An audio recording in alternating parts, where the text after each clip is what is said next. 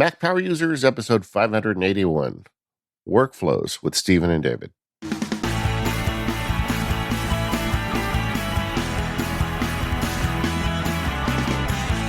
Hello, everyone. This is David Sparks. I am joined this week by my co-host, Mr. Stephen Hackett. How are you today, Stephen? I'm good, David. How are you? I living the dream, baby. Living the dream. Yeah? I can feel the end of this COVID stuff coming. You know, it's like, it's not here yet, but I feel like, people are getting vaccinated. Disneyland has announced their reopening at the end of April. And even though I probably won't be there right away, I am excited about that more than I thought I'd be. So It's like a big indicator, right? yeah. It's like, oh, things are... Yeah, I feel the same way. Spring, I know you don't have seasons, but here we do. And it's like springtime now. It's been like in the 60s and 70s and the flowers are blooming. I am traditionally a fall kind of person. Like fall, autumn is my favorite season. But this year I'm just like, bring on spring. Yeah, this is a good year for it. Yeah. And, and there's some really fun stuff going on with Apple right now. It's really weird stuff. Like Apple is canceling products left and right with no explanation. We're going to talk about that today on More Power Users.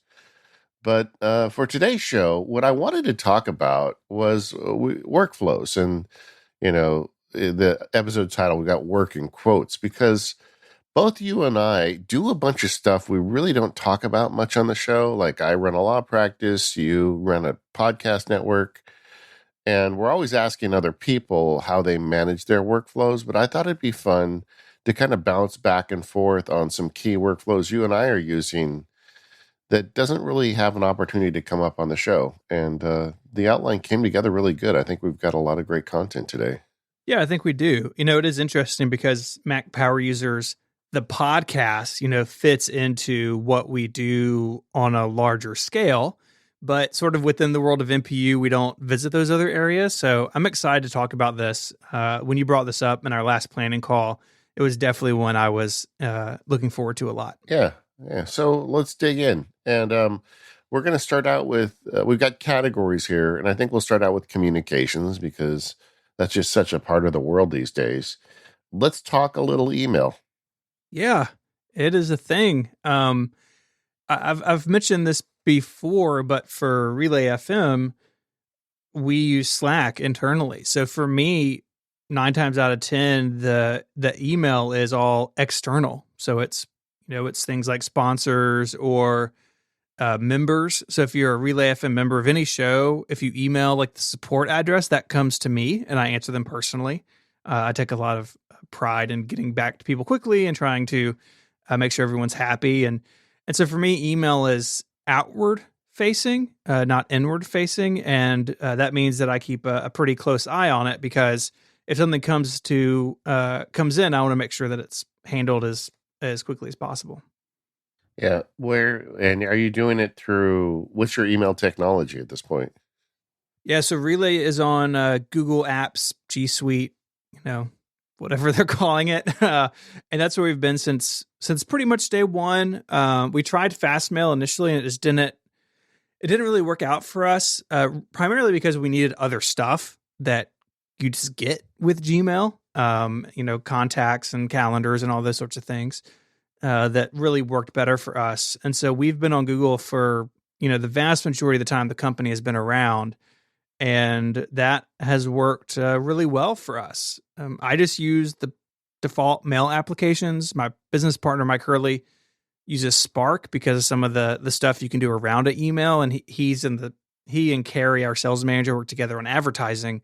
So they use some of the features that Spark has on top of mail. But for me, just the plain old Apple email gets the job done. Yeah, I just got done reading a book by Cal Newport. He's a really smart guy, a computer science professor who wrote a book that I found very useful called Deep Work years ago, but he wrote a new one called A World Without Email. And he makes the argument that email is so inefficient that, it's only a question of time before we move past it. And he makes a good argument. If you're interested in kind of the, the underpinnings of email, I'd recommend reading the book. But one of the things he talks about in it is trying to find different locations for stuff that is historically email, but it's not really well suited for. And I've tried to kind of keep that in mind with my own workflows. I've continued to experiment with Hey. I've got accounts that are just, standard email accounts that I use, with SaneBox and all the other stuff. But I've also got accounts that I'm using with Hey. And I'll tell you, I thought that after a couple months of this, I would either love or hate Hey. And instead, I just like it. There are things I don't like. You know what I mean. It's not Yeah. like a passionate yes or a passionate no, but it's more towards yes than it's towards no. I lose some of my automation tricks, but Text Expander still works, which allows me to do quite a bit of automation. And but I thought a lot of the I really don't like the name Imbox, Imbox, and it seems a little like cutesy, but just for a way to grind through email, I actually kind of like it. They have that focus and reply function where you can mark like 10 emails to focus and reply, and it just gives you a scrolling list of the question and a box to put the answer in. And for whatever reason, that is super efficient for dealing with like customer support emails. And they have a flagging or a tagging system, which they call labels, that absolutely works 100% of the time across all platforms. And I never really got that to work on Apple Mail. I would get like mail tags or some of these other apps, but when you rely on a technology by a third party, 2 or 3 months out of the year they don't work, and Yeah. that's not gonna do it for me. So like with the legal stuff, the labels in particular are super important because I can make a specific label to a specific transaction and quickly get all the email. Another thing they do that I really like on the legal side is I can name threads that nobody else sees. So, like, if I'm working on a contract with the Acme company, I can name the thread Acme contract negotiations and then just get all that email collected under that thread. Hmm. I mean, it's just, I like it. I'm not in love with it. I like it. And I haven't like gone whole hog in it, but I've done tests. I've even done some tests with MacSparky on it. So I'm not sure where this is all going to end up. Maybe in a year I'll have a more definitive answer for people. But I'm MacSparky, so I got to test everything. And this thing with Hey, there's something to it. I just don't think I have my arms around it enough to tell you whether this is something you should do. But anyway, so email. I'm testing a lot of things right now. And I would imagine that email is a pretty primary communication channel for you, whether it's clients or other attorneys Yeah, or it is. what have you. I mean, it is very, especially during COVID, but even before, I do a lot of things with clients. I don't like to, on the legal side, do a lot of text messaging with clients. I'd rather have kind of like a thread of conversation with a record behind it. And I definitely don't want to do text messaging with other lawyers. By having email, you can kind of document things. And one of the things I'll talk about later with personal knowledge management, with the way I tie this all together. One of the nice things about Hey is every email is an encrypted URL. So I can copy a link to any email into any place. And then I can get back to it very quickly as a markdown link. But that's just a tease. You're going to hear more about that later. So I had mentioned Slack being a big deal at Relay. You're a little bit different, right? You're a solo practitioner of the law. Is that what they call it? Practitioner of the law? That sounds fancy. It is a practice, though. It is a practice. Yeah. So how I mean, is Slack something that MacSparky Enterprises or on the law side? Like, where does that fit in? Yeah, it doesn't really. The only place it fits in for me is I belong to the Relay Slack, which is important. And like one of the things you and I do with Slack is anything we talk about related to the podcast, we do in Slack. Just over the weekend, we were slacking each other about today's outline. But stuff that's unrelated to the show, we do in messages. And without ever talking about it, you and I have kind of defaulted to this behavior where, our personal stuff, we just talk about each other's kids or whatever. We'll do that in messages. but stuff related to the business of the podcast gets done in Slack. So I think it's nice to have a distinction there. But yeah, so Slack for me really is mainly relay business. Mm-hmm. And then also I belong to some Slacks for some apps that I'm interested in where they put me in kind of like the developer Slack or kind of like a power user Slack for their app. And I keep up with what's going on in there. Like Craft is one. I'm not actively using Craft right now, but I'm actively keeping up with it. And I'm in their Slack group and I read and keep up with their threads. Okay. So I use it kind of as a research tool for MacSparky, and I definitely use it as a communication tool for Relay. I thought about using it for my law clients, but it's really the wrong thing. What I don't want is a big like public forum thing where all the clients can hang out together and talk. A lot of my clients don't want to know other people. And it just doesn't really seem appropriate for what I'm doing. So I know lawyers that do successfully use Slack, but the way my practice is structured, it's really got no use. Same thing with the team MacSparky, the people that help me around the field guides and the blog, and even the paralegal and people who help me with the law practice. I don't communicate with any of those people via Slack. It just my team is small enough that Slack would be more noise than Signal if I put that together, in my opinion. Sure.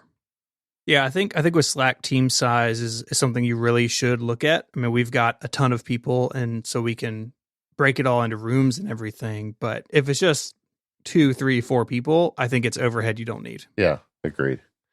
And the way I handle that, so because I've got different things in my life, Basecamp is a good solution for me. I have a virtual assistant who is local. So she's kind of a virtual assistant and kind of an in-person assistant. But I started using Basecamp with her several years ago, and it really took for her. The way tasks are assigned and the way it tracks everything. She really likes Basecamp. And at one point I had looked at using like maybe Notion or something, and I talked to her about it. And we spent some time like looking at these solutions together, and she was like, "Hey, can we just stick with Basecamp? I understand this, and since she does so much work with me, I think the rest of my team could have come along easily enough. I think she could have eventually come along with me, but I'm thinking, why am I adding this friction point?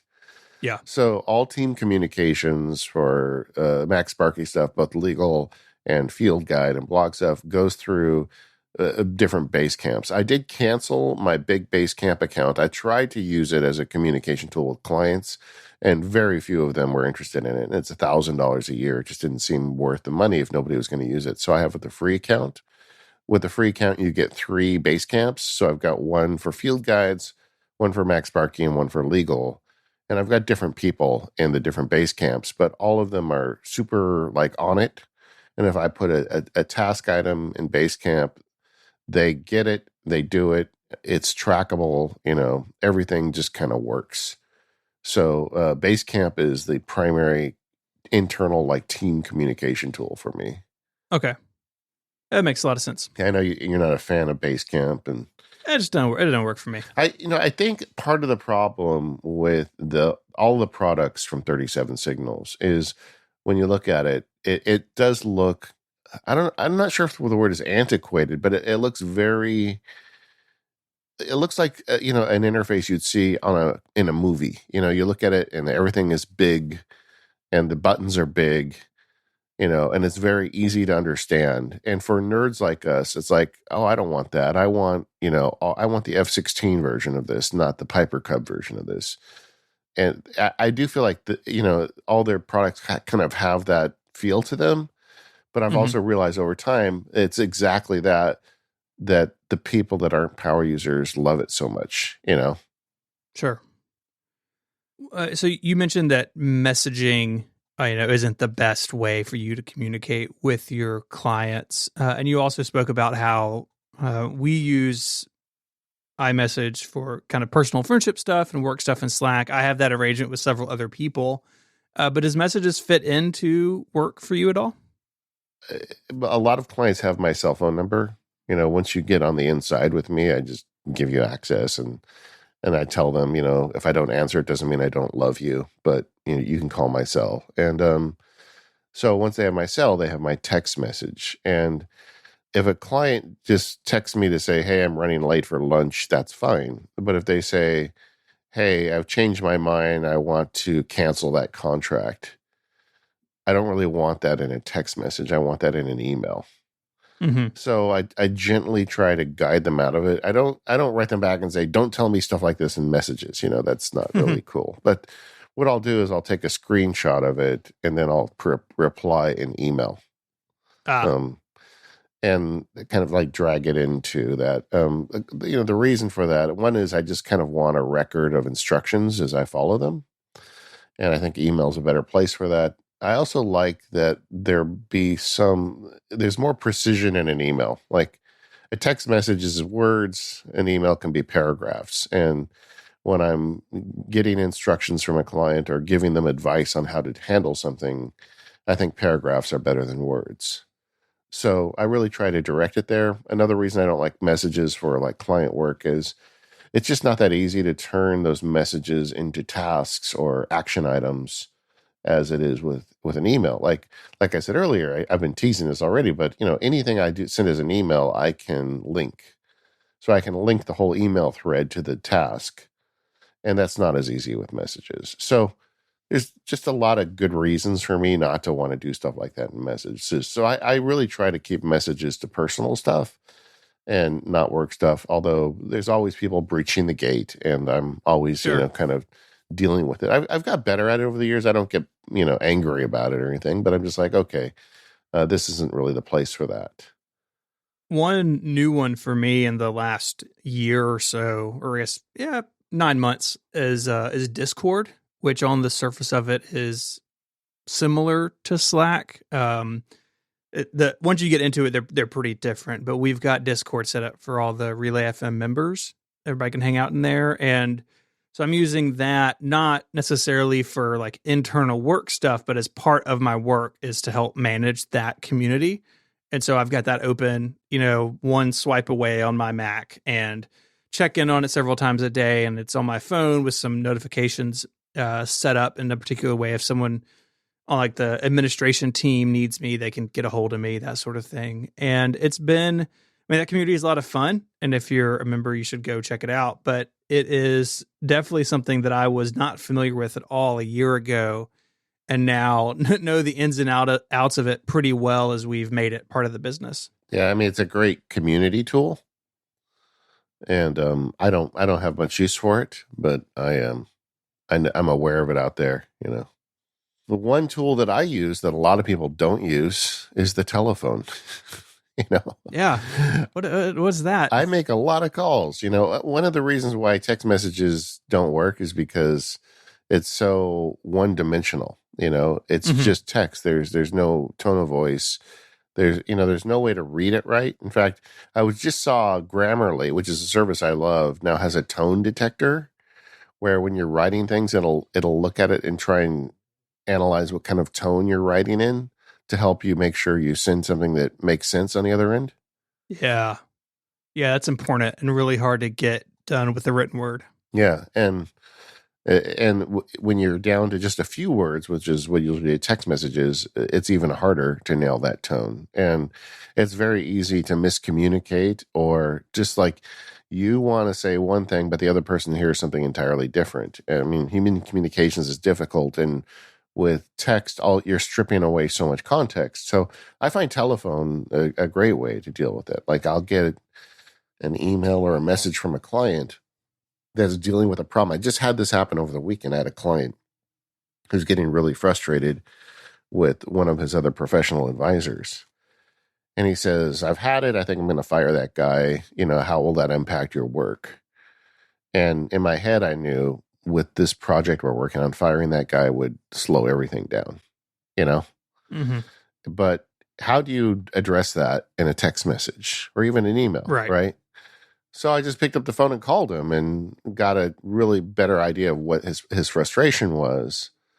And I actually kind of helped the other guy out that's about to get fired. I said, look, you got to give him a chance and explain what the problem is. And I offered to call him for him. All this, once we got on the phone, we had all this context back and forth.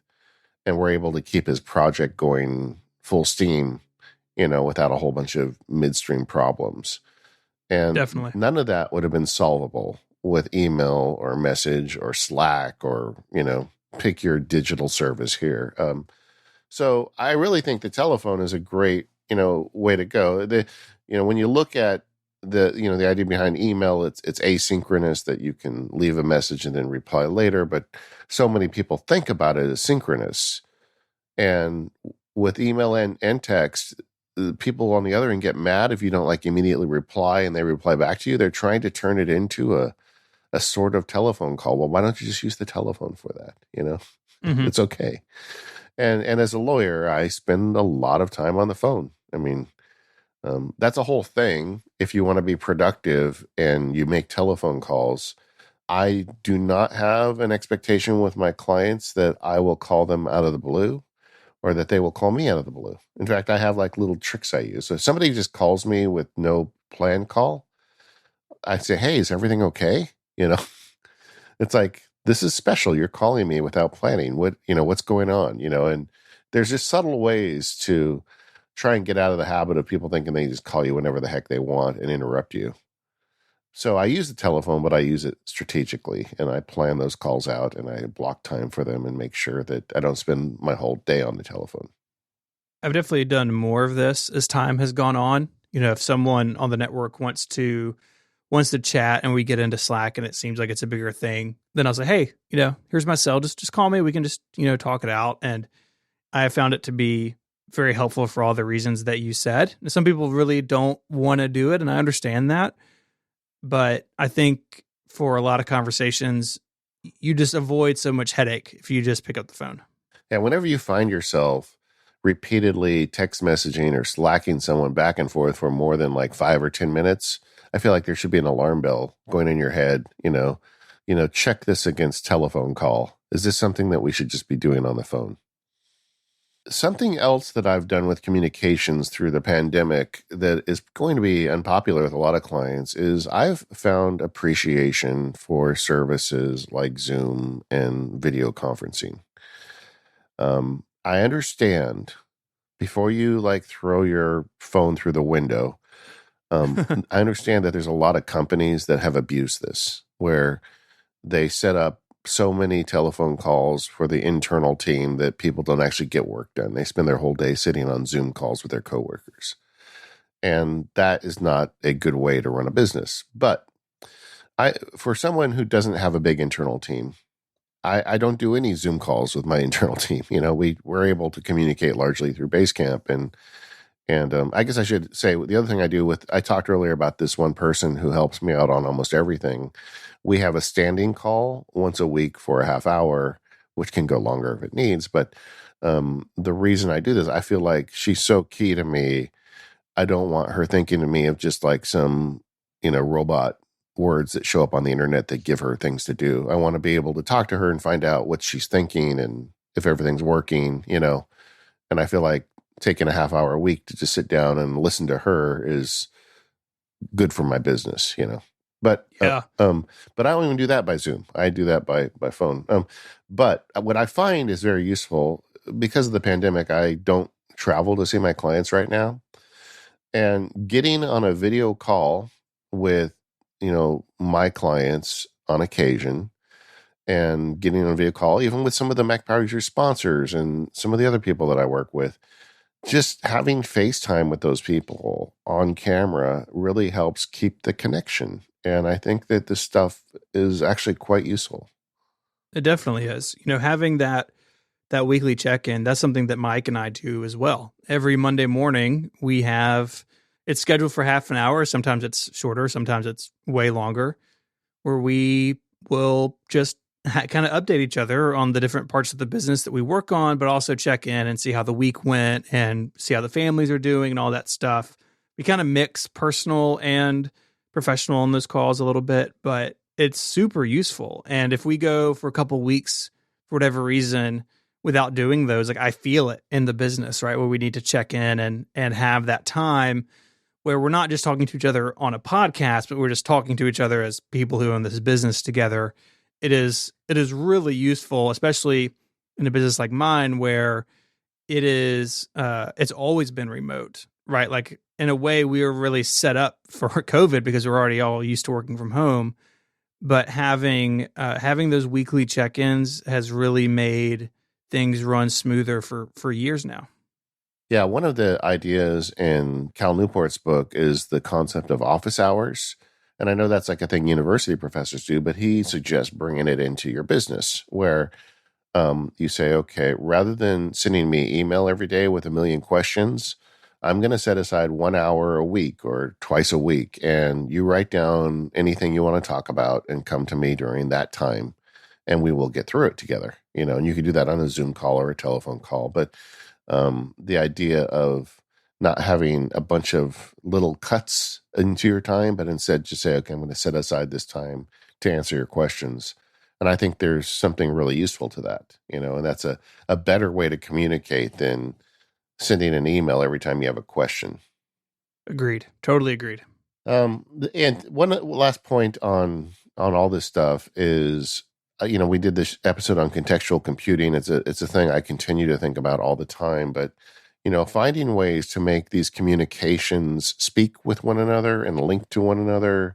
And as you're setting up your communications, having a way to have access to them later is something that can be really useful. And I just think it's something you should keep in the back of your mind as you're setting it up. Yeah, I find that like on those calls with Mike, for instance, I generally would need a set amount of information. And so I have they're all web pages. I have all those web pages in a bookmarks folder. So I can very quickly get to, okay, he may ask me about this or that, and I can have that ready. That's like the world's simplest way to group information together. It's all web pages, not having to pull from other things. But even that, just having it a click away and not having to like dig through it when you're on the call it makes everything run more smoothly. Yeah. And for calls like that, another great way to kind of prep for them is just send whatever questions you have to the person in advance. Just say, hey, I know we have a call next week. Here's a couple things I'd like to cover. This episode of the Mac Power Users is brought to you by 1Password. Go to 1password.com/MPU in all caps to get 20% off. Stephen and I have both been using 1Password for years, and that's because it's the easy way to protect yourself online. 1Password is the password manager to rule them all. It's got a great system to create strong and unique passwords, but it's also got a great system to manage those for you, so it's really easy. It gives you the ability to both have strong security and convenience. Now, the 1Password team works really hard on protecting your privacy, and they take a lot of extreme measures to make sure you are protected. One of the things I love about 1Password is the way they store data. They have many protections in place to stop would-be hackers from accessing their servers. In fact, they have never been hacked. And even if a thief somehow slipped through, they would only have access to reams of scrambled information. That's because 1Password uses end-to-end encryption to safeguard all of your data in their accounts. Unless the hacker had access to everyone's decryption keys, the data would be worthless. When you have a 1Password account, your decryption comes in two parts. There's the master password, which you need to remember and access your account, and there's the secret key. The later is a long series of letters and numbers separated by dashes, which can be copied from your emergency kit or scanning the setup code if you're already logged in on a device. But the point is, without both of those pieces of information, your data on their servers is garbage and you are fully protected. I mean, that's just one more reason to love 1Password. They really have your protection and your security in mind. And it's an amazing to use app that anybody can use. I've got it in my family and everybody's using it and regularly protecting them. We hear from listeners that are using it in their companies, and a lot of people just have individual accounts to protect their own individual privacy. Either way, head over to 1password.com/MPU right now to get your 20% off. Once again, that's 1password.com/MPU in all caps. And we thank 1Password for all of their support of the Mac Power Users. All right, let's get into file management. This is one that I've kind of wanted to share with the audience for a while and never found a good excuse for it. But I do a lot of file management, and I've been really kind of evolving that over the last couple of years. Yeah, I really want to hear about this because you have a way a way bigger number of files that you deal with than I do. I mean, it's like night and day, I'm sure. And you have different types of documents, and you've got a lot of, you know, a lot more security stuff than I have to worry about. So I really want to hear what you're doing. Yeah, I've gone through kind of a process on this. For the longest time, I was just using iCloud, and at so much so that at one point I considered throwing Dropbox overboard because I just hate all the stuff it installs on your computer when you set up Dropbox. But when I started doing testing and I realized a lot of clients are on Dropbox, I decided no. And we talked about this on a feedback episode like 3 or 4 months ago. But I'm less belligerent about Dropbox now. But as I dig deeper into the idea of contextual computing, I want more than what the Finder gives me for file management. You know, the Finder is, it's a simple mechanism, and there are some cool things you can do it, like when you bring Hazel to bear. But there's other things it just really isn't very good at, and so I've been looking real serious at DevonThink starting last year, and I'm increasingly bringing DevonThink kind of into the fold for some of my file management.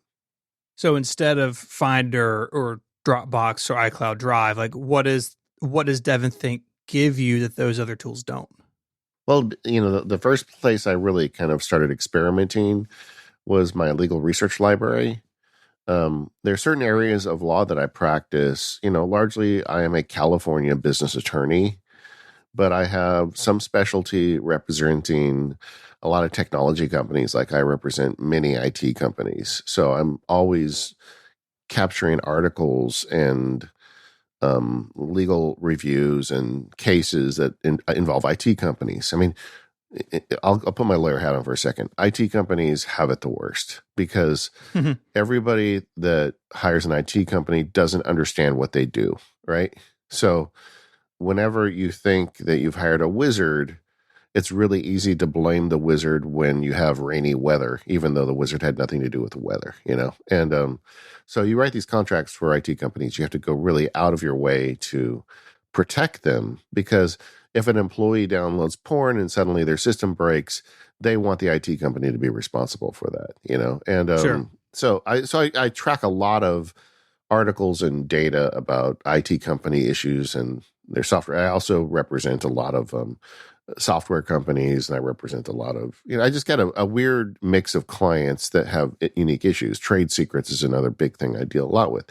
So I've got all this research I've built up over the years, and it's all useful to me when I'm writing letters to convince somebody of something. To the extent I'm doing a court briefing, I might need some of that research. And a lot of lawyers do this online research now too, because you always want to keep up to date. But my own kind of library is of use to me. Well, the way I was doing that historically was just a bunch of folders in iCloud, but I've now moved it all into DevonThink. And DevonThink, and I know they're a sponsor sometimes. I think, are they a sponsor today? I don't know, but No, they're not. okay. But sometimes they're a sponsor of the show, so don't get mad at me for talking about a sponsor, but it's really useful, because it's got that AI layer, and it's interesting to me how, when I do a search in DevonThink on legal research issues, it finds connections and articles on search terms that aren't in the article but are still applicable. So like, I mean, I don't want to get into the weeds of legal stuff, but like I'll search for indemnity and in relation to an IT contract, and DevonThink will find articles I've highlighted that don't include the word indemnity but are still relevant. I'm not even sure how it does it, honestly. I've got to get these guys on the phone someday and understand what's going on. But it's kind of like dark magic kind of searching through this library. So I found that very useful. So for a research tool, it's amazing. But then for contextual computing purposes, I can link to any article in my DevonThink library. So then if I'm tracking an OmniFocus project to, work on this contract, I can just put a link to that document in DevonThink. I can even link on a PDF to a specific page. So I've got this AI doing work for me, and I've got this ability to easily dig into the library. And then their sync mechanism is very powerful, and I can sync it any way I want. I'm currently using their iCloud sync. They updated it recently, but I'm using my own password, so it's got in essence end-to-end encryption. So I'm very comfortable with the security model, and so that's where I started out, kind of using it for legal research. So then I started dumping all of my field guide research in it. For any field guide I make, there's lots of research that goes into it, of apps and workflows and different things. And so for each field guide, I've got a separate sub library that I'm using and searching and taking advantage of DevonThink's AI. And right now I'm doing experiments with my client files in it because I have end-to-end encryption. I can see a world where I may want to put client stuff in there and be able to tie. I don't really need to do the cross document research, but since I've already got so much other stuff in DevonThink, I'm actually considering that now. I haven't really kind of made a decision on that. I'm running some tests, and so far everything's working well, but I've got to make a look at the bigger decision on whether I'm going to do that. Yeah, it's a fantastic tool, and I think unless you understand those features you were just talking about, how you can link and how amazing the search is, you may just look at it and think, well, what? That's just a different view into Finder. Like, why would I need that? But when you start putting data into it from the web and PDFs and all these other sources, and you need to surface stuff later, that's where it really shines for me. Something else I've done in the last couple of years is I've given up on the dream of file management on iPad. You've heard me rail against it for years, how I feel like Apple has not, delivered the goods. And between getting this, M1 MacBook that's amazingly fast and just like seeing how much easier it is to manage files on a Mac, I've just kind of come to the conclusion that for the time being, I'm doing file management on a Mac. Yeah. And I can still access these files on an iPad with a little work, but like the real serious file management stuff I do, that's only going to happen on a Mac. It's that's where I've got Hazel, that's where I've got DevonThink, all the tools I want, and it's just Apple's just still isn't there with the iPad and file management.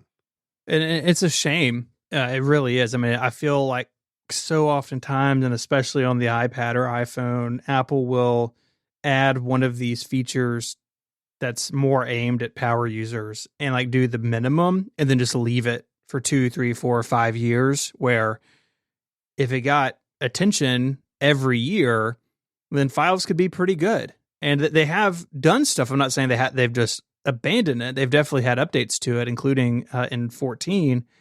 But for me, at least, it's just not enough compared to what Finder can do. Yeah, exactly. Where are you managing files? So for me, for work, everything is on Dropbox. I've got a whole series of shared folders, one for each of my podcasts. Mike and I have two. We have Relay FM Admin, which is stuff for us. Then Carrie, our sales manager, and Kathy, our community manager, we all have access to that.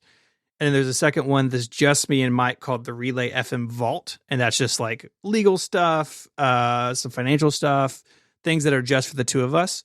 And Dropbox says it's met my needs for so long. And it wasn't until that long ago iCloud Drive had shared folders, but there's so much stuff that Dropbox does that iCloud just doesn't do, or doesn't do nearly as well, that I'm not willing to really entertain iCloud as an alternative at this point. I mean, the sharing is really straightforward and easy to manage. You have your whole history on the website. So if something is deleted or changed, you can roll it back, all this stuff. And iCloud does some of it, but kind of in a clunky way. Dropbox, for me at least, is still just the winner here. Yeah. I had mentioned in the past that one of the people on my team is JF Brissett, who has been a guest on the show. He's an excellent editor, and he does a lot of the field guide work. He reviews everything I do, and he's what makes it good, honestly. But he didn't want to pay for Dropbox anymore because he didn't need it for anything else except what we were doing together. So we tried iCloud sharing, the iCloud sharing folder, and we did the whole paperless field guide with iCloud sharing folders. And the current title, which I'm not going to give you just yet, but we're doing a bunch of work on that on a shared iCloud folder, and that stuff is still out there, and it's possible. So that works, but I get it, and I'm kind of done fighting against Dropbox for the time being because there's just so many people that like it and use it. If you're working in technology, you should be able to go to them rather than make them come to you, especially when it's your clients. So, I have a Dropbox account. I use that too, whatever it takes. 110, 111, whatever it takes. It is wild to me that iCloud Drive hasn't just completely aped what Dropbox has, because it's not like it's that complicated. I don't think. Yeah. I mean, Dropbox has been doing it for a long time. But is it that surprising? I feel like this is like a half-hearted Apple effort. I don't feel like they're going all at it. Yeah. I mean, you look at like redesigning the iPhone, that's like a boil the ocean kind of project inside Apple, right? Everybody is going to be devoted to it. And then like adding the Dropbox features to iCloud, it's like, yeah, we're going to work on that when we have time for it. That's the way it feels to me, Yeah, no, you're not wrong, sadly. Are you using DevonThink? What are you using DevonThink for? Yeah, so DevonThink has my entire computer history library. It's got almost 24,000 items in it at this point. I just added a bunch of stuff as we were doing episode 580 of MPU. So that's just me for like 512 pixel stuff. I don't have anything for Relay in it. It's all just tech history, and for all the reasons that you mentioned. And I'll throw one more in. It will accept almost any file you put at it, and its web importer, because you mentioned bring articles into it. It's really good, and you can select: do I want this as a PDF or just text or a web archive? Do I want DevonThink to try to like declutter the page and just give me the content? Lots of options while scraping into DevonThink. It's the best sort of importer from the web that I've seen. Evernote for a long time had that. I think I had that crown, but DevonThink is better. And I can search across all sorts of wild files and find what I need when it's time to, write or talk about a specific historical topic. Yeah, that's why I'm super tempted to bring my client file database into it. Because it's just so powerful. Like, those text messages that I get from clients that I don't really want to get, saving those to DevonThink with a client-based file system in DevonThink would be trivial and give me an easy way to track them, just saving a screenshot. But it's not really a traditional use for DevonThink. DevonThink, a lot of time, people, research scientists use it and people who are writing academic papers. And I would be using it more as a traditional file system, at least for that purpose. And I've never been tempted to put like my personal like gas bill records into DevonThink. It just doesn't. And I know people do it because I hear from paperless customers that are all in with it. But for me, something like that is just going to stay in a Finder. DevonThink is like, it's like bringing a gun to a knife fight, on this data management stuff. And it doesn't feel like it's really necessary with that kind of thing. Mm-hmm. But I don't know where this is going to end up, but I'm running experiments now, and I can tell you I'm considering it. And the other thing I've kind of made reference to, but not explicit, is with DevonThink, you can link to any document or thing in the library, and then getting back to my drum of contextual computing, it makes it trivial to link to files in DevonThink. So if you've got a page where you're working on a contract and you've got a link to the OmniFocus project and a link to the DevonThink, folder full of documents and all that stuff, that's real easy to do with a DevonThink-based system. Now, in the Finder, you can create links to files, but the only way I found to do it reliably is with the Hook app. And we had, we've talked about Hook on the show. We even had the developer on the show. But one of its features is you can pick any folder or file in the Finder and create a link to it. And then that's a URL-based link, so you can get back to it. Even if you name it or move the file, it still works. So if you're not interested in DevonThink, but you want to have links, I think you need to go the Hook route. Yeah, and Hook is a hard app to talk about and a hard app to wrap your mind around. But I think if you're looking for something to pull links of those sorts of things together, it's one of the only things that really does it all the way down into Finder. And I think it's worth checking out, even if I think the learning curve is a bit too steep. I do think he's putting together some tutorial videos on them. I'm not being cute. I'm not doing them, but it's but I think he's going to have more stuff on the website to make it easier to kind of get up that learning curve. But yeah, Hook is a great solution for that. I think, and we've talked about backup a lot on the show, but real quick with the file systems, you just want to explain what you're doing for backup. Yeah, I'll put a link in the show notes. I recently put this together on 512 Pixels, but basically my Mac Pro backs up internally. Its boot drive and the archive drive back up internally, and then they get backed up off-site every month or so onto hard drives, and then continuously through Backblaze. And so I've kind of got the 1, 2, 3 layers, and that means that I have multiple points in which I can recover that data. Yeah, I also have a post on this fairly recently. We can link, and let's just suffice to say, I have a lot of backups of this stuff. Yep. Yeah, in fact, your post guilted me into updating mine because I hadn't updated mine in a long time. If you take one thing from the show, I would say get a Backblaze account and have a couple local backups. I mean, that's the short version of all of this. Yep. Yeah. Yep. And especially if you're using Dropbox, if you're using iCloud, it is tempting to think that your stuff is backed up. And the reality is those are syncing services. So if you delete something or something gets damaged or moved around, that's going to propagate to your other machines. It's going to propagate to the service itself. And so a backup is not only a single point in time, but it also brings that outside of that syncing services domain. And so if I blow up my Dropbox, well, on my Time Machine drive, it's static as it was for that backup moment in time. And so just because stuff is on a cloud service, it does not mean it's backed up. Yeah. In fact, I talked about this on a recent feedback episode, but there's a risk to storing documents on iCloud and Dropbox in that they both now have features where it doesn't necessarily download all your files. Yeah. And if you're running a fancy backup system, but the cloud service is only giving you 15% of those files on your local drive, you are only backing up 15% of those files with all your attached backups. And I got a lot of email when I talked about this on the feedback show of listeners discovering that they were not, in fact, backing up all their data.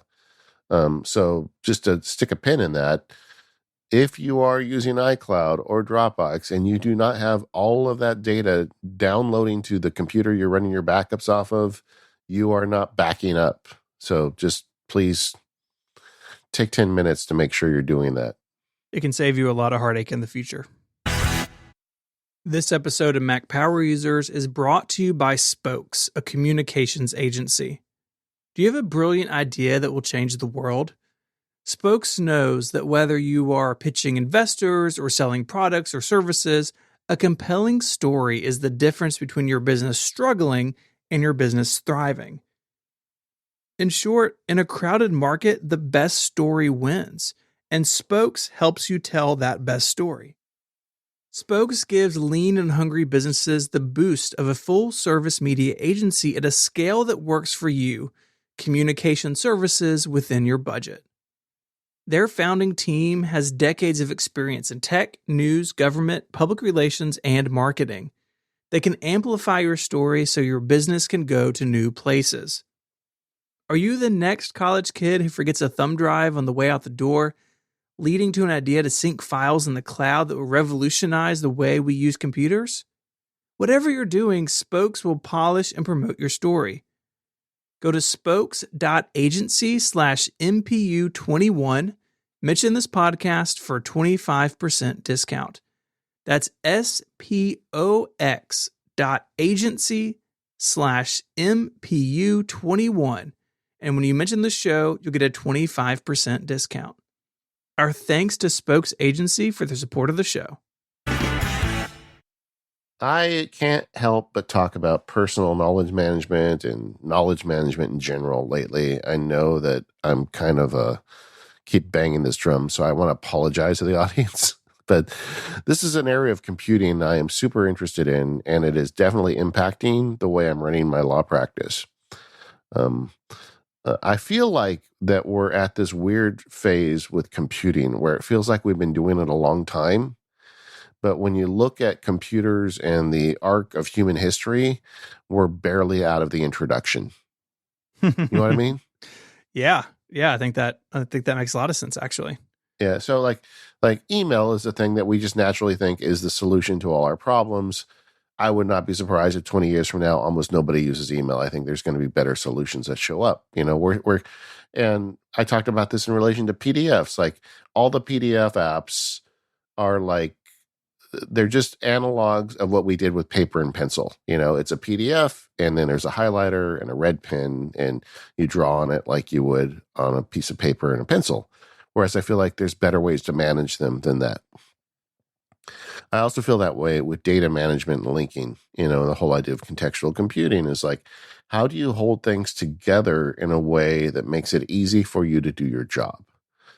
And I have spent way more time than I would like to admit in the last year looking at tools like Roam Research, Obsidian, Craft, and it seems like the weekly new app that's trying to do this. It's like everybody's getting in on the act now. But when you think about linking, we've always been using computers the way we used paper, and that's top down. Like you have a piece of paper, you start at the top, you start writing till you get to the bottom.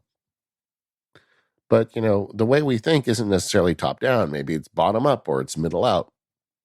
And computers give us the ability to do that. And this whole idea of linking and backlinking is a total game changer for managing data on a computer. And there's a lot of different apps out there. Right now, I'm pretty happy with Obsidian. I think I'm probably going to be sticking with that for a while because they've got end-to-end encryption and the source files in Obsidian are just markdown text files on my drive. So I never lose my data. And so I think I'm probably going to stick with that one.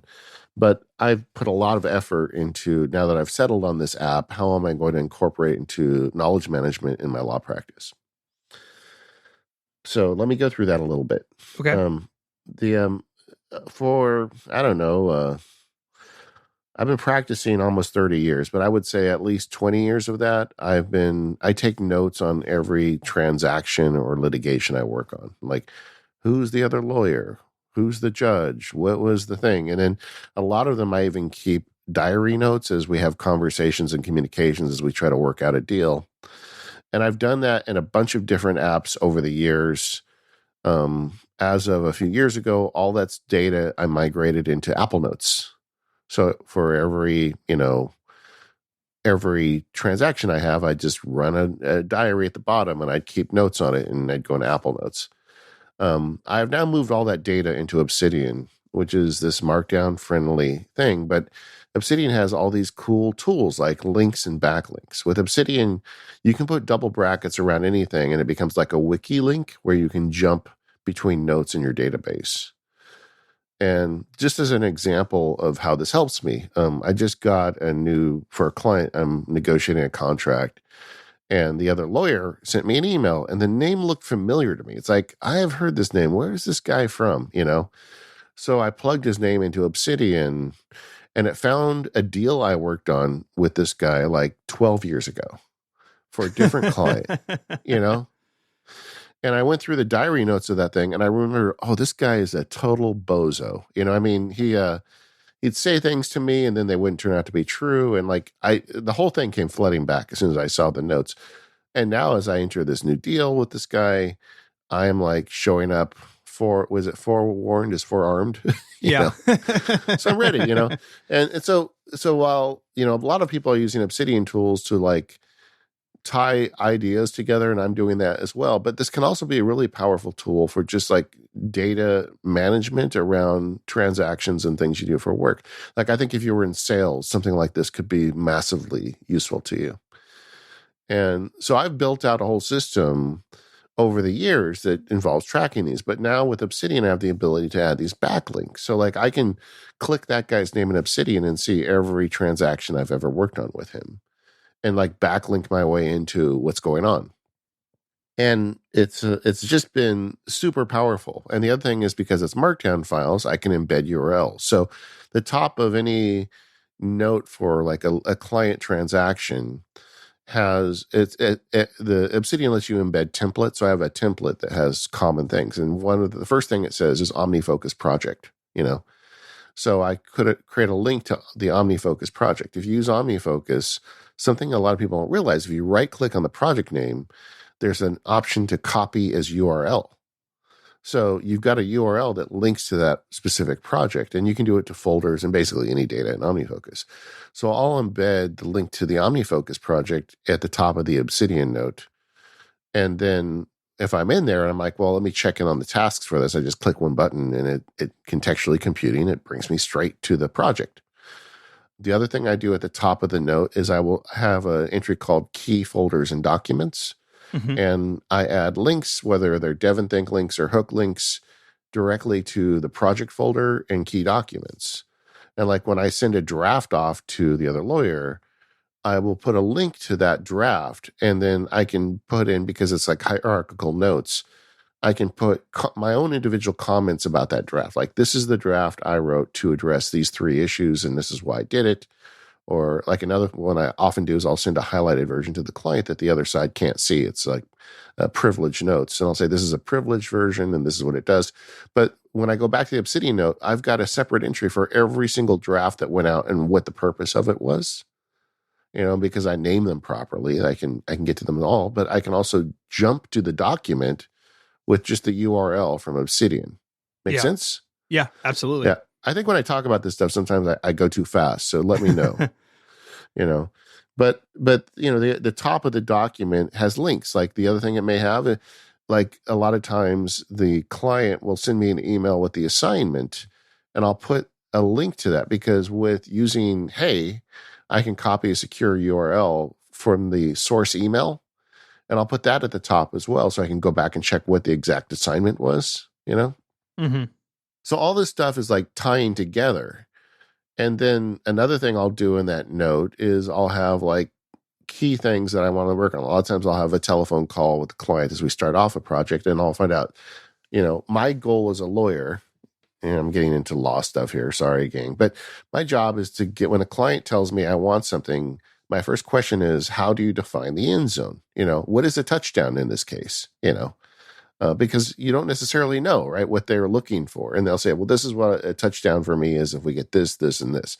So I'll keep records of all that in my note. So as I'm negotiating and working, I can keep pushing towards getting the ball in the end zone. But if I don't know what the end zone is, I'm never going to get there.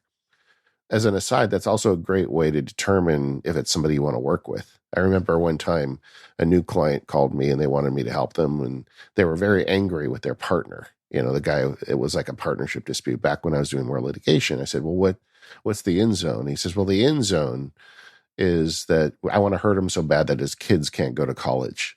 That's what the guy told me, And I'm like, okay, well, I don't think we're going to be a good fit. That's intense. But that's a great question to ask people when you're starting working with them. But anyway, so I have like a section that covers what the end zone is. And then I do have a diary on the project. So every time I touch the project, there's an entry in there. Like I sent an email to opposing counsel, and I can put a link to this specific email. And everything is tied together in a neat little package, and all accessible through these super powerful linking and searching that I get with Obsidian. And it's all Markdown notes. It's just a collection of Markdown folders on my drive. And I don't put it on the cloud because it's secret. I don't want it in iCloud or Dropbox. But I pay, I think it's $4 a month to Obsidian, and they've got their own end-to-end encryption solution where I put in my own secret password for the encryption. Everything is encrypted basically before it goes in flight. If somebody gets onto the Obsidian service, all they're going to get is a bunch of garbage because I'm the only one that has the way to unencrypt it. So everything just kind of works really nice. And I found that, even though I've wasted a lot of time going through all these tools, getting myself to a spot where I can add all this extra power to that section of my practice. It's like it gives me wings. It's like all of a sudden there's a whole bunch of things I can do for clients that I couldn't do before. Yeah, in my previous job, I was an account manager and at a web design development firm, and so I had dozens of customer projects going on at a time sometimes, and I would have a very similar system where I could I did mine in Envy Alt, back in the day, and I would have a note for each client and then have a link to like their page in our project management system, which was online, and like a running call log for all the same reasons you said. And that means that if something comes up in the future, well, maybe I've already actually answered it. Maybe I've already actually dealt with it in the past. And you have that sort of library of knowledge as time goes on. I don't have a big need for that now, really. But when I was dealing with more outside stuff, it was a real lifesaver. And the beauty of Obsidian is this cross-linking, the easy ability to create a link. All you do to create a link is put two brackets around a word. So like I talked earlier about the fact that I represent a lot of IT companies. I can put two brackets around the term IT contract. So for every project I take on writing an IT contract for a client, I can create a virtual link to the term IT contract. And now because I've created that two bracket, that link in the file, I can go and click one button and see every contract I've ever worked on that is an IT contract. Another thing I do is I bracket people, like there is an attorney I'm working with right now. And I'm trying to sweet talk him, honestly, he's a good guy and our clients have a lot in common. There's a lot of reasons they should work together. And I want to help that. And so I double bracketed his name when I add him to the database. And so now I've got a page that when you tap that double bracket, you're in essence opening a separate document or a page to that person. And not only can you write notes in it, you can backlink out of it to every other project that they've been involved with. But because now I can have a separate page for every person in that database or that library, I can take specific notes on them. So I made in Obsidian a template that I call CRM. And it's got questions in there about, how do you pronounce your name? How did I find this person? What are their interests? Is this a guy that is on a Frisbee team? And every time you talk to him on the phone, he wants to talk about his Frisbee team. And so you take, so you've got a way to kind of like keep track of stuff like that. Mm-hmm. And none of this was possible with Apple Notes. I mean, it's just so much more powerful with these linking based apps. It's crazy. And you could do this. You don't have to use Obsidian. You could do this with Roam. You could do it with Craft. And there's some other apps showing up that I think will be able to do it as well. But I just like the data model with Obsidian, which is the reason I'm using it. But I'm still finding ways to use this system, and I'm really enjoying it. Yeah, if I needed something like this, Obsidian is where I would go, hands down. I love the idea that it's just Markdown. So even if something happens to Obsidian, like it's just text files at the end of the day, and that's really, really good. Yeah. But finding a system where you can backlink and put URL links to related documents is really powerful. Yeah. For us, I mean, we don't really have anything that complex. We have some stuff across Google Drive and Google Sheets. We're big proponents of those.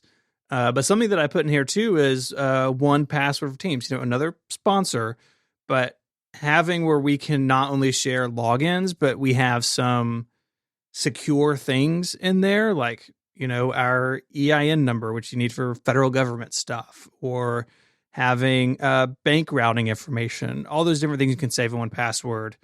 With 1Password Teams, I can share that with Mike and or Carrie and Kathy, depending on who needs access to it. And that's been bulletproof for us. This episode of the Mac Power Users is brought to you by Squarespace. Make your next move and enter offer code MPU at checkout to get 10% off your first purchase. Squarespace is where you go to easily create a website for your next idea with a unique domain, award-winning templates, and more. So maybe you want to create an online store, portfolio, or blog. Whatever it is you want to make, Squarespace is the all-in-one platform that lets you do just that. There's nothing to install, no patches to worry about, no upgrades needed. You don't need to worry about any of that stuff. Squarespace has got it all covered. They have award-winning 24/7 customer support if you need any help. They let you quickly and easily grab a unique domain name, and all of those award-winning templates are beautifully designed for you to show off your great ideas. I started MacSparky.com with a Squarespace built-in template and then started making nice little adjustments to it. So now it uniquely looks like my website. It doesn't look like a form template from somebody else, but at the same time, it's really beautiful. And it started out with that great foundation that Squarespace provided me. I've been using Squarespace for years and never had a problem. Squarespace plans start at just $12 a month, but you can start a trial with no credit card required by going to squarespace.com/MPU. So the next time you need a website for any reason, just go to squarespace.com/MPU and get started. Not only can you help yourself with that, you can also help other people that need to build their own websites. When you decide to sign up, use the offer code MPU to get that 10% off your first purchase of a website or domain and to show your support for the Mac Power users. Once again, that's squarespace.com/MPU. The code MPU to get 10% off your first purchase. We thank Squarespace for their support of this show and all of Relay FM. Squarespace, make your next move, make your next website. I think project planning and collaboration as two nerds, I thought it'd be fun to check in on this as well. I know that you do a lot of skunkwork projects for the network. I mean, you're the guy, right? You're the one who put the membership program together. There's just like every 6 or 12 months, something comes out of Relay that usually has been cooking on Steven's oven for a year or two. Yeah. How do you do that? Yeah. So I've got a couple tools that I really rely on for that. Probably the primary one is Trello. Trello is one of those tools. So you have boards. Each board has columns. You can create as many columns as you need. And then you have basically cards that you move between the different columns. And some people view this as like a waterfall project. Like, okay, it's going to go from design to development to Q&A to launch. It can be that simple. I tend to use Trello. I tend to use those columns as buckets of ideas. And then as the pieces come together, they sort of form into what it will become. And so, example, like right now, one thing I'm working on, and I cannot believe I'm getting ready to say this, is the third podcastathon for St. Jude. That's coming up in September. And we've got a Trello, and the only thing in it right now is content ideas. But as those ideas we decide we want to do those, we don't want to do those, they'll move along. Eventually, the Trello will transform into a schedule. So, 1 p.m., all these things that initially were just ideas, now they have all this context around them and details in the cards, they get slotted into the schedule. And Trello's ability to be free form like that is something I really appreciate, because you can do that with Google Sheets or Google Docs, but you're copying and pasting, and Trello you can just drag and drop, and it's fantastic on iOS because it just you just touch the card and move it over where you want it. I got all sorts of stuff in there, and it is not just work. Like I logged into my Trello account, and it's like, oh yeah, we have one for like a fall break trip we weren't able to take because of COVID. Like all sorts of things in here, because it offers that flexibility. Yeah, these often are called Kanban boards, where you move the cards around based on project status. Yeah. And it's just a very simple way to let multiple people see where things stand. And depending on which software you can use, like I know Trello allows you to add a lot of data to those cards. So if you've got multiple people working on the board, they can get what information they need, or they can even put notes on it as they move the card around.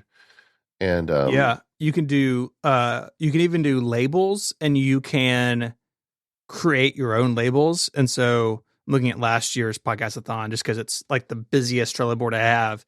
It's like, okay, planning underway on the St. Jude side, planning underway on the Relay side, awaiting completion, complete, all these different labels, and you can customize them, choose their colors, And so you can very quickly get a glance of what's going on with any of these, particular things. Yeah. And I think the way you do it is really the right way to do it, where you don't have a preset set of categories. Like I know a lot of these, if you see them, that it follows a development cycle because Yeah. software developers use so often, but that is an unnecessary pair of handcuffs. I mean, you can do whatever you want with these boards. And I would encourage people who are not software developers to like try something like Trello and just make the categories as you need them and move things around and see how it goes. I do a lot of the writing schedule and production schedule for MacSparky through that. And a Yeah. lot of it is just for me, but some of it at the end, the actual posting gets done by my virtual assistant. And so she needs to know where things stand, and I need to know whether she's done her part. And it's just having a service like this makes it so much easier than if you were to like try to track this through a bunch of emails or, Mm-hmm. I don't know, like like you said, a shared Google Doc could do it, but it would not be nearly as easy. Yeah. One other, I think, good use of Trello, and I think it goes to this point that it is extremely flexible, is we have one for every year for the goals we have for the company. And we have financial goals, we have content goals, membership goals, internal goals, all these different things. And those each are just a category. And then each individual goal is a card. And then we can click on the card and update it, quarterly as we go. And it's just a nice visual way to see what's going on and see what we laid out for the year. And so I don't even think Trello, I think even shoehorning it as a project management tool is like too narrow. I mean, you can do almost anything in it. It may take a little time to like figure out how you want to organize it, but I find it to be a really powerful tool, and it really matches the way that I think pretty well. Yeah, and they have a great iOS app. I mean, this is an excellent like onboarding for Kanban if you want to do it. I think Yeah. Trello would be the first place to go. Yeah. One other one that's maybe a little unusual, but it's something that I've got to use a lot is GitHub. Relay has its own content management system that we build and develop. And we have a developer who works for us on a freelance basis to do a lot of that programming. I'm not a developer. I know enough to be dangerous, and so I generally try not to touch the CMS. But it is a useful tool not only for like tracking code and changes and stuff, but the way I communicate with Ben, our developer, is GitHub has an issues feature. So I can go in and create an issue and say, hey, we want to make this change, or we have this bug, and you can categorize it. You can assign people, you can put it out on a roadmap. So they have these projects, and it's like kind of like a little Trello inside of GitHub. And so we have ours set up to be, this is to do, these are in progress, these are done. And then we just have an agreement that I rank them top to bottom of what's most important in any given moment. And so we can move through the issues and we can comment on them, and you can do it over email if you want. And it is, it's way better than just me talking to him in Slack, because not only do we have the full history, but it's granular. So I have the full history on this specific issue. And so if it comes back up 2 years later, I'm not searching through Slack for every time a key word was said. I can just go to the closed issue or go to where we brought that code change in, and I can see what we did, and I can try to understand the decisions that we made 2 years ago, and we can revisit it. And it's really saved my bacon a few times, believe me. And it is a specific tool to software development. You're not going to use GitHub probably for like planning your wedding, I don't think. If you use GitHub to plan your wedding, please email me. I want to know about that. But it is a very useful tool in this sort of specific area of my work. Because I represent software developers, I've got some clients that have me doing really strange things with GitHub. Like, like I said earlier, if you do client work, you go to where they are, and this is the tool they're comfortable in. So there's a couple of them that we track things in GitHub. One of them, we track their standard terms and conditions contract. It's a software developer that does like third-party development stuff. And they want to track the historical evolution of their contract in GitHub. Weird, right? But it works. Yeah. I mean, I know the folks over at Mac Stories, they use it for their columns. And so like someone can edit it and upload the changes to GitHub, and you get the full history and stuff. People find all sorts of interesting things to shove into it. And I have got a couple of the clients we're doing GitHub projects within. I can tell you, someone who is not a software developer, it really isn't that hard to get rolling. No, GitHub. it's not bad. Most of my project planning collaboration stuff, as I've already talked about, a lot, Basecamp is kind of like the communication for it. I also aggressively use Airtable for all my projects. I've got, projects in Airtable involving some of the legal stuff, and a lot of them involving like all the field guides and the sponsor posts for the website, and all that is Airtable based. And the nice thing about Airtable is it can be shared with other team members. Airtable does have a Kanban board option, which I use when we're working on a field guide. Like it displays, because everything I do for a field guide has different like statuses. Like there's the initial planning, then there's recording, then there's the JF edits, and then sometimes Leilani goes through it, and we've got the closed captioning process. So we've got all these different steps that everything goes through, and we put it up on a big Kanban board with Airtable. And there's part of me that is just, it drives me nuts that I'm doing this stuff with Basecamp plus Airtable. Like, we had our Notion show last month. I'm like, yeah, I could do all of this in one place with Notion. Mm-hmm. And there's just the destructive part of me wants to just like burn everything to the ground and build a single solution in Notion or whatever, insert flavor of the month here. But part of working with other people, this has been good for me to kind of like put the brakes on, say, no, stop. This is working. There's not a single problem with the system, except it's just different services. So, and they're all linked via URL. So what does it matter? And, so I leave it as is, but like I say, I do frequently think about trying to like make something cooler, Sure. which is absolutely a mistake. I do a lot of collaboration also with the with the Microsoft Office suite and Pages, and like in my when I'm wearing my lawyer hat, we're doing all sorts of change tracking and stuff like that. I don't know if that really qualifies as collaboration. A lot of time it's with the other side, but working with words and being able to track changes is a big deal if you're a lawyer. Oh yeah. The one thing I've done recently with project planning, and this is kind of more personal focused, I've got all this data in Obsidian and spread across my system, but I felt like I didn't have like the personal Kanban board, the one where I can say, okay, what is all this stuff that I'm responsible for at this moment, and what's the status of it?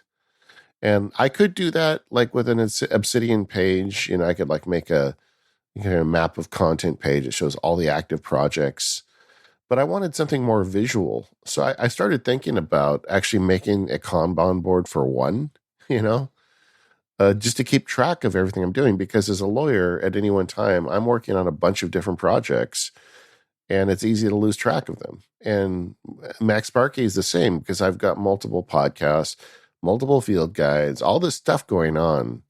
And it's easy for something to fall through the cracks. So I spent a bunch of time looking at options like Trello and things like that to build like I was going to call it a personal status board, and while Trello I think is great for a team, I don't really need something that has a bunch of collaboration tools built into it for this problem, So I came up with something else. I'm sending you a picture right now, Stephen, and I'm doing a blog post on this, so we'll be able to link it in the show notes. But so I made something. Did you get it? Yeah. Is this in OmniGraffle?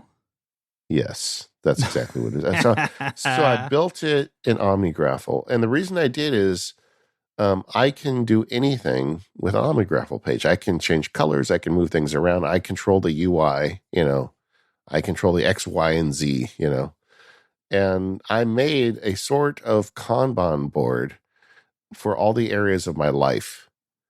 And it really came out. I'm super happy with the way this came out. I've only been doing it a couple weeks now. But this was just kind of to solve a problem for me.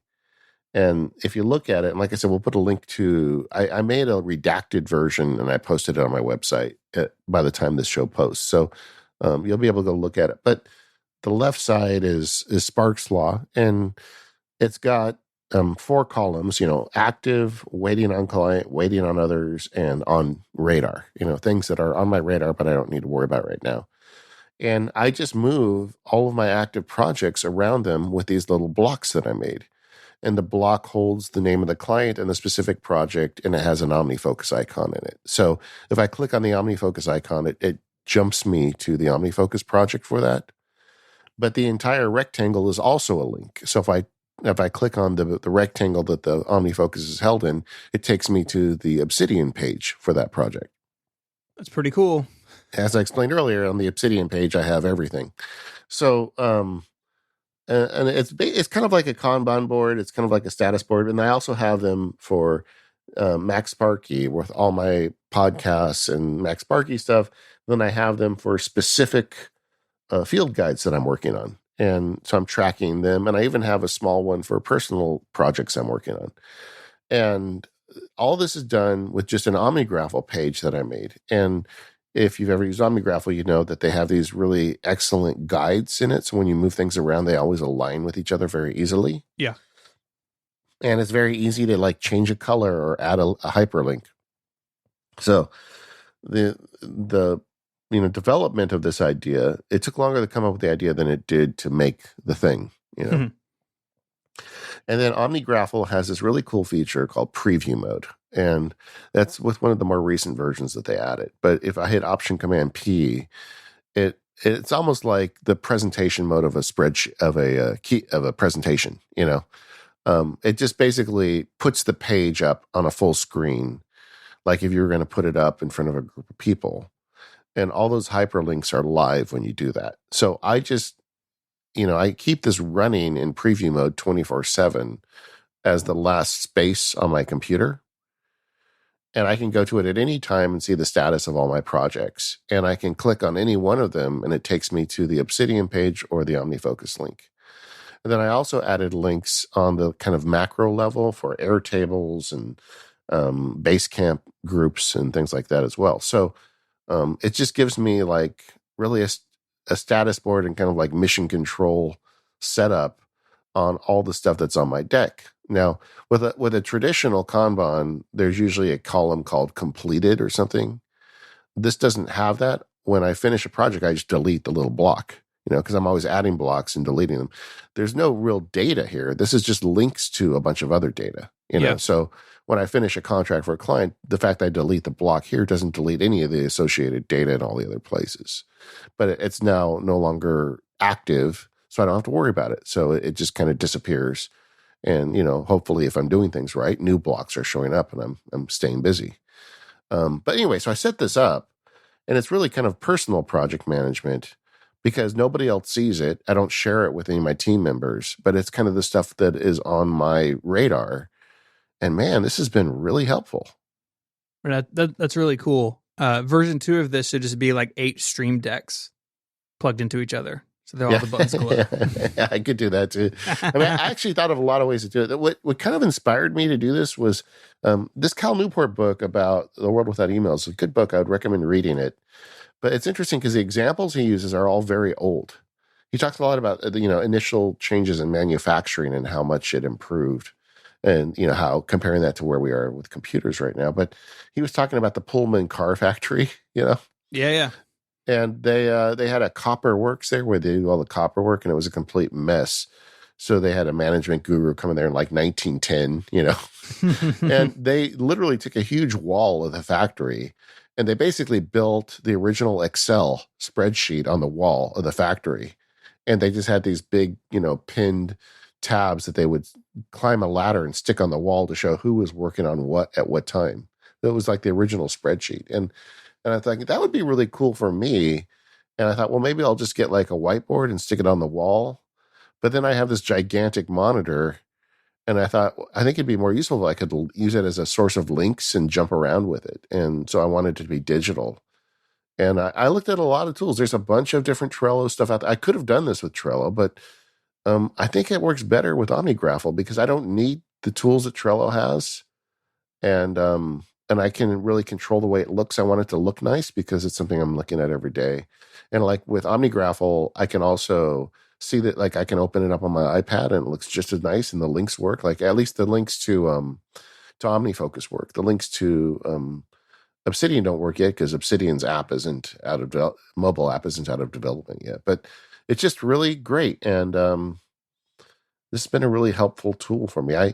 I'm in the honeymoon phase with this, where I just love it so much. I guess in 6 months I should report back, but I don't think this is going anywhere, because like on Monday morning I can just look at my board and say, okay, what's everything that I have that I'm waiting on a client for, and I can fire off. I can see right now I have like 10 items that need that. I'll just take a few minutes and send off an email to each one of those clients. Hey, still waiting on this. Mm-hmm. And I'm like right on top of things. So it's great. Real happy with it. Yeah, I mean, what's nice about this is that because it's visually laid out, it is almost an easier way, or I would think it's an easier way to jump into any of these things as opposed to wading through your task manager or even through Obsidian. Yeah, exactly. It's like the really important stuff. Yeah, that's really cool. That's really cool. This episode of Mac Power Users is brought to you by our friends at Pingdom from SolarWinds. While you've been hanging out listening to MPU, how would you know if your website had gone down? Would you know if your customers couldn't click that Buy Now button or access your content? You could stumble across the problem by luck, or maybe someone would take a second to send you a note, but you need a system for this sort of thing. You need something to tell you when everything is running smoothly on your site, and more importantly, when it's not. You need Pingdom. Pingdom detects around 13 million outages every month. That's more than 400,000 outages every single day. Pingdom helps keep your sites and the sites you love online. It doesn't matter if you're a startup or a Fortune 500 company, you need alerts about critical website issues. Pingdom lets you customize how you're alerted depending on the severity of the outage. Plus, they track and analyze your website's loading time so you can see what's affecting your users' experiences. If you have a website of any size, you need Pingdom. Pingdom has a no-fuss approach to getting started. Get this, all they need is your URL. That's it. You give them the URL you want to monitor, and they take care of the rest. Go to pingdom.com/relayfm right now for a 30-day free trial with no credit card required. And when you sign up, use the code MPU at checkout to get a huge 30% off your first invoice. Our thanks to Pingdom from SolarWinds for their support of the show. Well, we've got some additional topics that didn't really merit their own like segment, but I thought it'd be fun to check in on. Do you do brainstorming stuff? I do a little bit. Most of it falls into the category of what we talked about earlier of like Relay Skunkworks stuff. And so that'll either be just like in Markdown or in an outline or in Trello if I feel like it's mature enough to earn a Trello board. I know a lot of people, and I kind of know, I'm going to spoil what you're going to say, but you say MindNode. I just don't know if that works for the way that I think. Most of the time, just like starting from zero, I'm starting in like an outline. Yeah, if you go back into the Mac Power Users archives, one of my favorite episodes was the Cooking Ideas episode, where I kind of shared my workflow for generating like brainstorming and thinking over time. And that, I mean, one of the reasons we haven't really gone back to that episode because my workflow really hasn't changed. When I'm working on like developing an idea, I open a MindNode and I just go back to it every couple days, and my subconscious mind does all the heavy lifting for me. Mm-hmm. And just the kind of the open nature of MindNode makes it the perfect tool for that for me. Dude, that was episode 82. I know. It's been a long time. It's a long time. I feel like I should do something with that episode. Like maybe that should be a field guide or something. I don't know. But I've had so many people tell me how much that episode helped them in terms of this type of stuff. But I mean, there's really no magic to it. I just feel like your brain just needs time to cook on something. And if you start something like this and you come back to it every few days, it just gets better over time. It's like you don't have to force it. Mm-hmm. But you got to start early enough that you have the time to do it. You can't do this if the paper's due in 3 days, Yeah. And I mean, so often that's how I think, right? If I'm sort of in that mulling over stage of a project, very often it's that it's a background thing. and I'll have those thoughts as the day goes on, or I'm in the shower, or I'm stuck in the carpool line or whatever. And that's fine. I'm not actively sitting and thinking about it, but that time is really important to letting that be possible. What you need, though, I think the key second piece of that is you have to have somewhere that you write it down and keep updating it. And MindNote is a tool I use this with, but you could just as easily do this with a Markdown file, or you could do it with a piece of paper, on your desk. But I feel like you have to like track it as you develop it. If you say, well, okay, now I'm going to think about it more, but I'm not going to write anything down, your brain gets stuck in a loop. I think writing it down lets you move on. Yeah. Agreed. Writing, that's a thing we both do a lot of, but we talk about it so much on the show. I think everything's kind of out there already. I largely do my writing in drafts. Yeah. My quick notes are either handwritten or in something like Tot. And then when it's time to like do an article, it's Byword on the Mac or OneWriter on the iPad, which are basically just markdown editors. When it comes to like actual like working with words deeper, I'm multilingual. I do it all. Word, Pages. The next field guide is going to have like a PDF written component, and that was all written in Ulysses. I do a lot of writing in Obsidian because they're markdown files.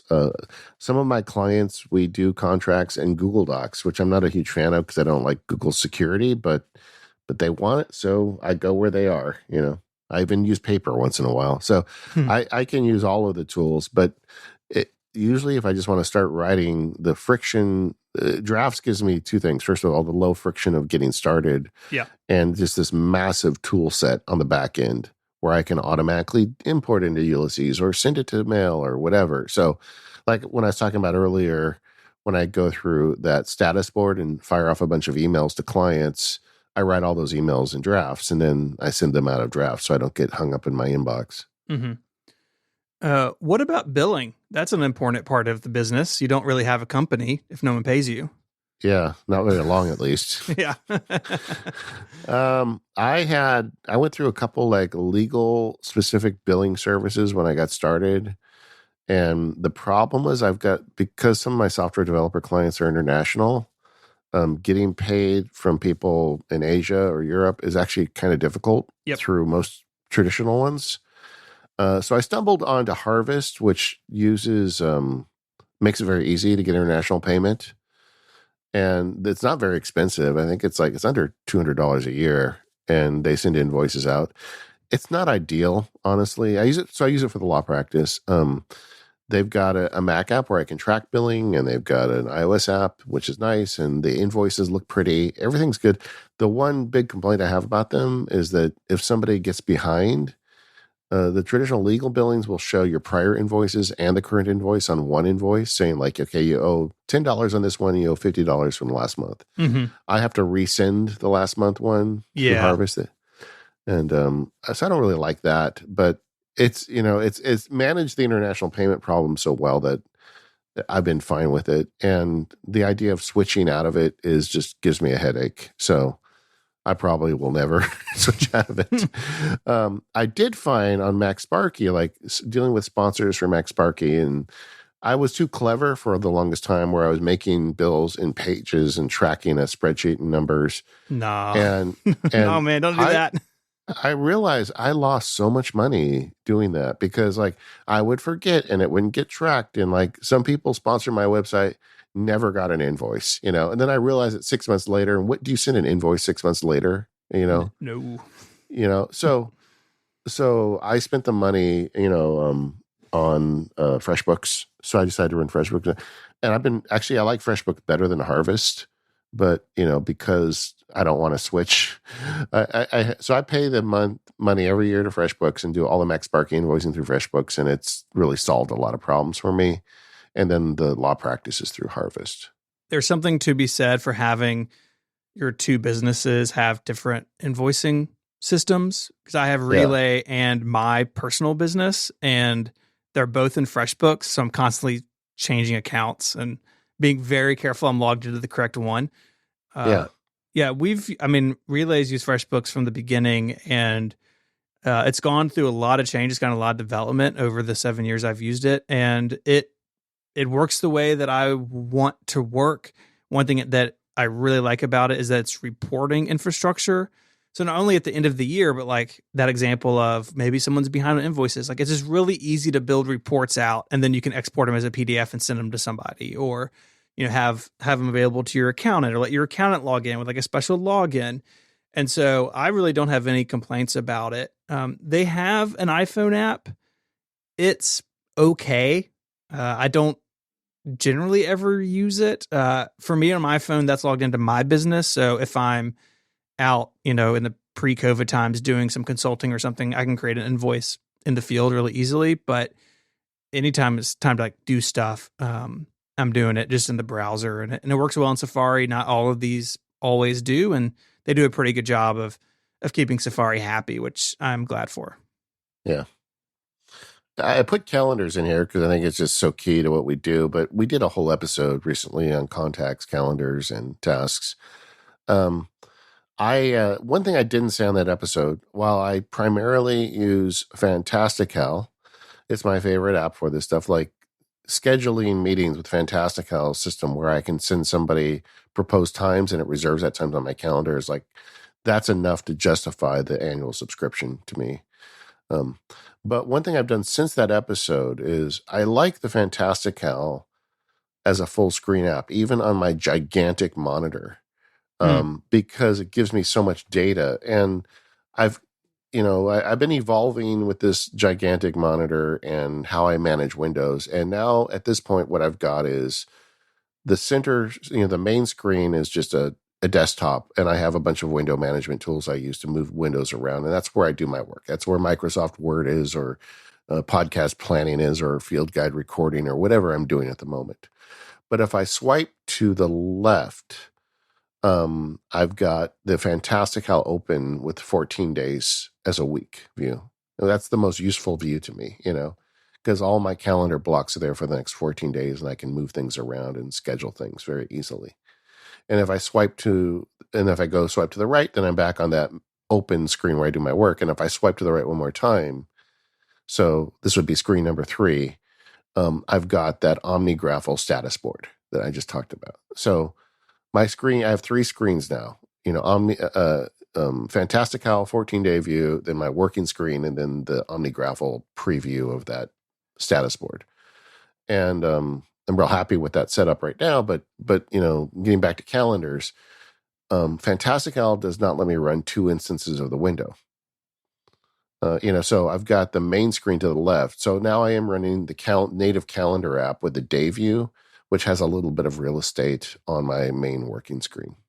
Okay, so that's like as the day is going on, checking in, and if you need to do real calendar business, you go over to full screen Fantastical.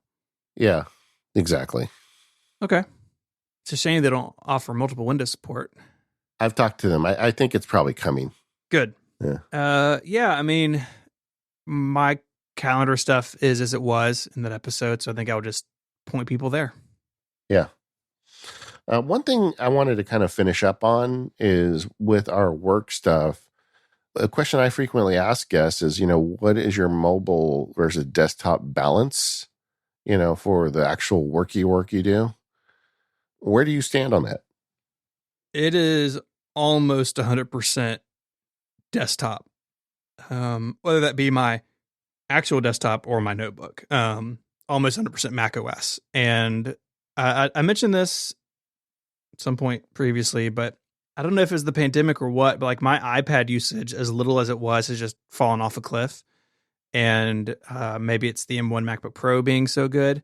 But for me, it is almost entirely on a Mac. And if I'm not at a Mac and something comes up, especially communications wise, because I have Slack and Discord and everything on my phone, then my phone. And honestly, I can do a lot of my administrative stuff from a phone. I mean, I'm not recording a podcast on my iPhone clearly, but a lot of the administrative stuff or planning stuff, Google Docs and Trello and all these things work great on the phone. And so that gives me a pretty good set of tools with me when I'm not at my desk or don't have my laptop with me. Yeah, I am more mobile friendly than you are, but I do believe the M1 has, and the existence of this amazing laptop has got me doing a little more work on Mac than I used to do on my mobile. But for me, it's really context based. Like file management only happens on the Mac, as I talked about earlier in the show. Yeah. But like there's certain workflows that I prefer on mobile. The contract review and annotation I prefer on an iPad over a Mac. Having an Apple Pencil and a big screen iPad is a better way to read a contract for me than trying to sit in front of a monitor. So it just depends what I'm doing. There's some stuff that's kind of agnostic, like communications. All the communication tools I use can work easily on either device. I like a lot of a key element of my workflow is project review. You know, I really need OmniFocus has that feature where you can have projects show up for review on an indeterminate amount of time. Yeah. And I need to do that because I have a lot of clients and a lot of things jumping there. And the status board is great, but I still need to make sure nothing else falls through the cracks. And for whatever reason, I love to go sit out in the backyard, bring a nice drink and sit and do project review every few days. And it feels good on the iPad. So it just really depends on the context for me. So I think I'm definitely a multi-platform user. And I'll continue to be so long as the iPad has some experiences that are better. But I'm not really religious about it either way. A lot of the stuff I do can work on either platform. Mm-hmm. Yeah, most of mine can too. I just prefer the Mac method usually. Yeah. Well, that was a lot of workflows there. Did we do this just so you could get that joke as a title? I'm going to plead the fifth on that. Okay. Plead the fifth. Yeah. But I bet if you're listening, you have some cool workflows too. We'd love to hear about them in the forums. Go over to talk.macpowerusers.com, sign up, join in. We have an episode. We have a post for every episode. So that would be a great location if you've got some cool workflows in any of these subjects. We covered a lot of ground today. I know there's a lot of different ways of doing things, so we'd love to hear about it. We want to thank our sponsors for today's episode. That's our friends over at 1Password, Radial Development, Squarespace, and Pingdom. And real quick, before we go, we'd like to share something about another show here on Relay FM, and that is Clockwise. Dan Moore and Micah Sargent host it. They invite two guests every week. David, you and I have both been on it. And the cool thing about it is intense because you get 4 tech topics in 30 minutes. And so you've got to keep the thing moving. You got to keep going. It makes it a lot of fun to listen to. I do not miss it. You can go to relay.fm/clockwise or search for Clockwise wherever you get your podcasts. We are the Mac Power Users. You can find us at relay.fm/MPU. Those forums, once again, are at talk.macpowerusers.com. And we'll see you next week.